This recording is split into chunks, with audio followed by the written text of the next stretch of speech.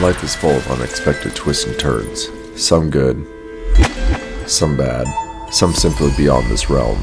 The tales you are about to hear are the untold stories of those who entered the shadows, perhaps against their own will. These are the Terror Tapes.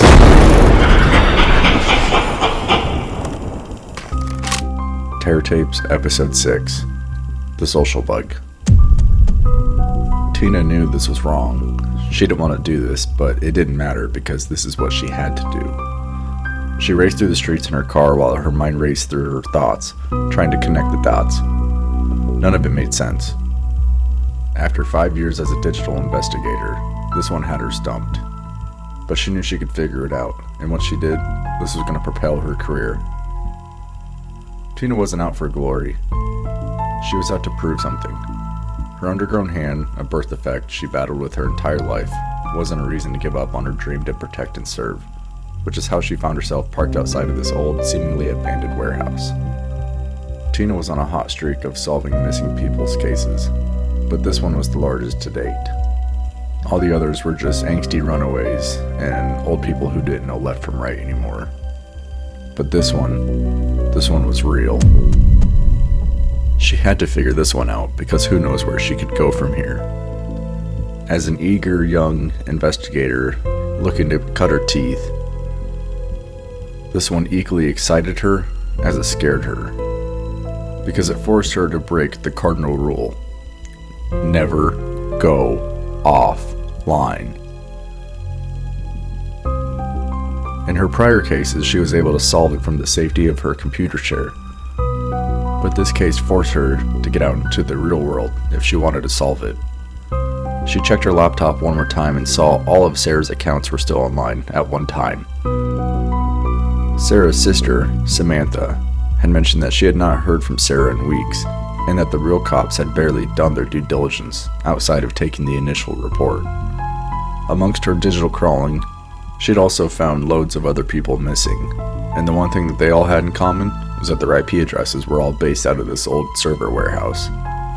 Tina saw a man walking towards one of the warehouse doors with an abnormal gait, his limbs eerily stiff, like a puppet with invisible strings.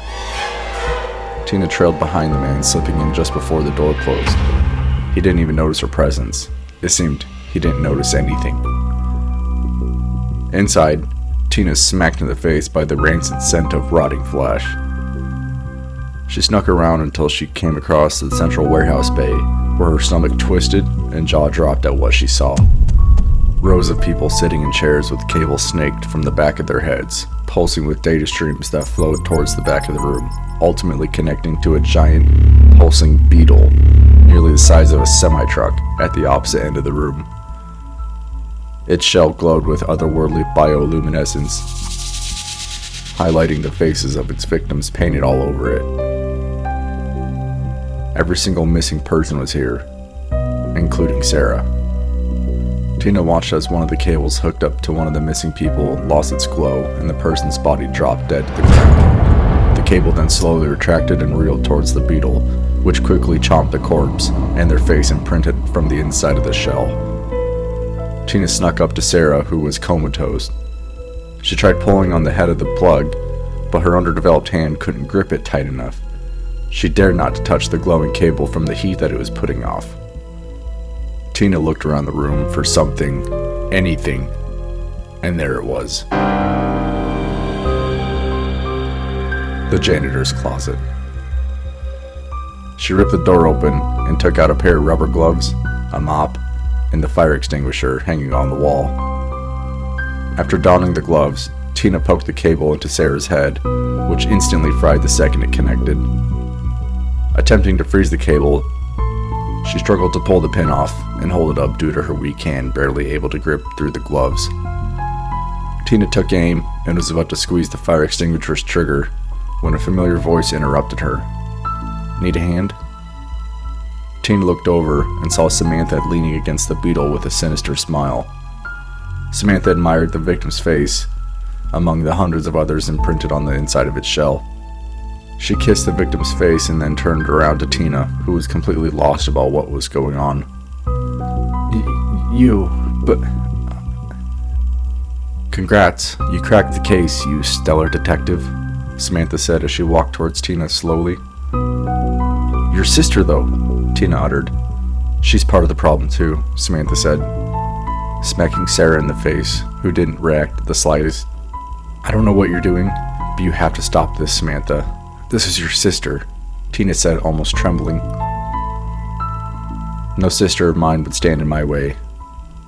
When I told her what we were doing, that we were helping the human race evolve, she thought it seemed too inorganic. But what does she know? Samantha said, glaring at Sarah the whole time.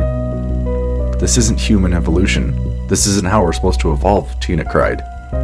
Tina, baby, don't you see? We peaked. We have everything we need at our fingertips. Without daily struggle, everyone spends too long thinking and wanting more for themselves. We're building a human race that thrives on less. One that doesn't just take, and always demand more. One that's happy with what's provided. One that complies, Samantha said, facing the beetle, smiling ear to ear. Yes, you don't get it, I know. It's a social bug. It was a rather bloody start, but now that we have so much data, we're constantly feeding the machine. It's always learning, always growing. Our social bug is what connects all of the social media platforms and runs a perfected algorithm that knows exactly how to brainwash you. It lures you here, where we upload your soul and you become part of the machine. As Samantha talked, Tina looked around and saw the steady pace of zombified people coming in, almost matching those being reeled in and devoured by the beetle's mandibles. It always seemed like there was never enough room on the shelf for another face, but the beetle grew and created more space for each victim. Won't the world, collapse from consuming all these victims before you get what you want? Tina asked. Not a chance. Our algorithm carefully picks each victim, targeting those who speak up for freedom, for justice. People like you, Samantha said with eyes staring through Tina's fucking soul. Tina didn't know how, but she felt another knot twist in her stomach when Samantha finished her words. To protect and serve, right? You wanted to be a cop? But that widow hand of yours just couldn't keep up with the rest of you. A birth defect.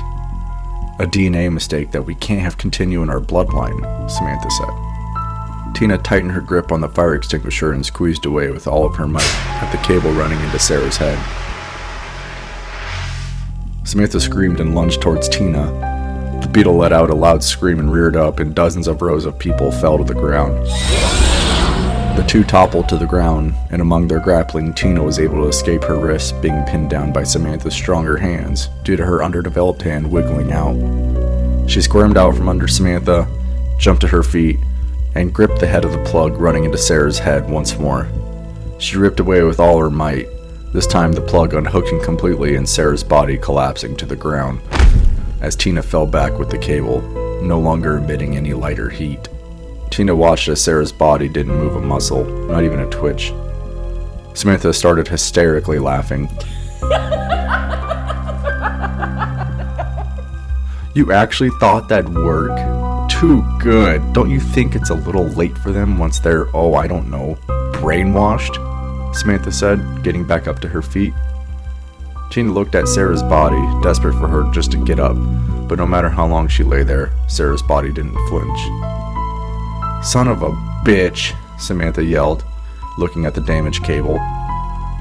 It's not going to work on its own anymore. The bodies have to be manually hooked up and then dragged to the machine after the upload's complete, Samantha said, looking at Tina. You want me to do that? Tina snapped, sitting on the ground. Let's see.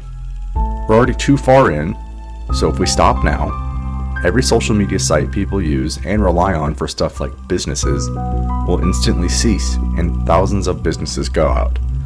Economies collapse, famine, civil unrest, global war, and ultimately an untimely yet catastrophic nuclear holocaust. Or you feed the machine, and life continues until the mission's done. More brainless people staggered into the warehouse, unrelenting as Samantha turned around and started to walk out.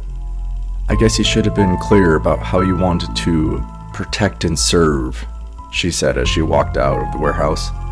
Tina stood to her feet, struggled to drag Sarah's body to the beetle, and watched as it made quick work with her, chomping it in merely 3 bites.